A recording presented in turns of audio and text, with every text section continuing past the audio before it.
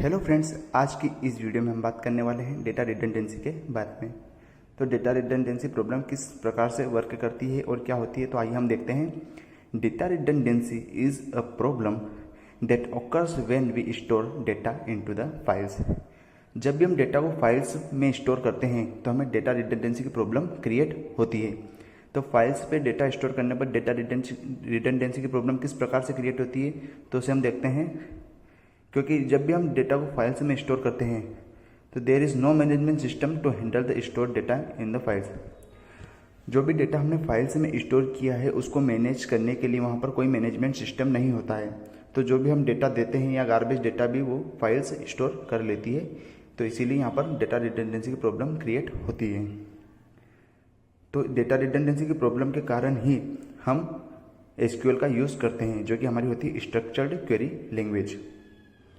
क्योंकि हम फाइल्स में डेटा स्टोर करते हैं तो हमें डेटा रिडंडेंसी की प्रॉब्लम क्रिएट होती है एंड एसक्यूएल में डेटा रिडंडेंसी की प्रॉब्लम को ये ओवरकम कर देता है। तो आइए इसको हम एक एग्जांपल के थ्रू समझते हैं एंड हम चार्ट भी क्रिएट करेंगे ताकि हमें डेटा रिडंडेंसी की प्रॉब्लम अच्छे से समझ में आ जाए। तो देखिए, हमने यहाँ पर एग्जांपल लिया है। Let I am a manager of an e commerce site. मैं किसी ई कॉमर्स साइट का मैनेजर हूँ। तो यहाँ पर हमारी e commerce site means Flipkart, Amazon जैसी साइट है जिसमें हम प्रोडक्ट को सेल या बाय कर सकते हैं। तो मैं ई कॉमर्स साइट का मैनेजर हूँ and I ordered my 2 employees. मैंने 2 एम्प्लॉय को डेटा स्टोर करने के लिए कहा है कि तुम कुछ प्रोडक्ट्स का डेटा फाइल्स में स्टोर करो। हमने यहाँ पर फाइल्स में डेटा स्टोर इसलिए किया है ताकि हमें डेटा रिडंडेंसी की प्रॉब्लम अच्छे से समझ में आ जाए। क्योंकि जो डेटा रिडंडेंसी की प्रॉब्लम है वो डेटा को फाइल्स में स्टोर करने पर आती है, इसीलिए हम यहाँ पर डेटा को फाइल्स में स्टोर कर रहे हैं। तो मैंने 2 एम्प्लॉय को यहाँ पर कुछ डेटा दिया है। तो देखिए, देखते हैं।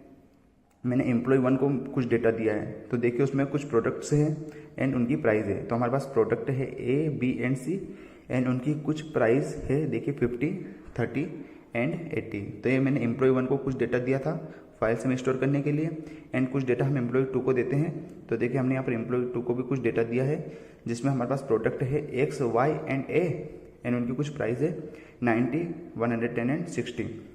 तो देखिए, जब हम एम्प्लॉय 1 एंड एम्प्लॉय 2 के डेटा को देखते हैं तो देखिए जो हमारा प्रोडक्ट ए है वो यहाँ पर 2 बार आ चुका है, मीन्स यहाँ पर डुप्लीकेसी आ चुकी है और यहाँ पर प्राइस भी कुछ डिफरेंट है।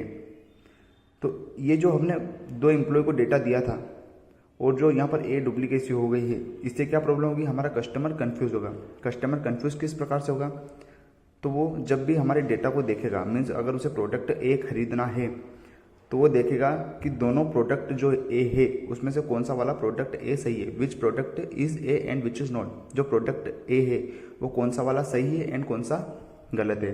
तो ये प्रॉब्लम कस्टमर को होगी।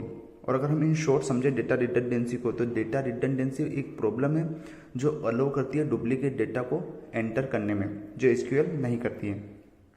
तो आप देख सकते हैं एम्प्लॉय 1 डेटा एंड एम्प्लॉय 2 का डेटा जो है उसमें डुप्लीकेसी यहाँ पर शो हो रही है। इसी प्रकार यहाँ पर डेटा रिडंडेंसी की प्रॉब्लम क्रिएट होती है और इसी को हम डेटा रिडंडेंसी की प्रॉब्लम कहते हैं।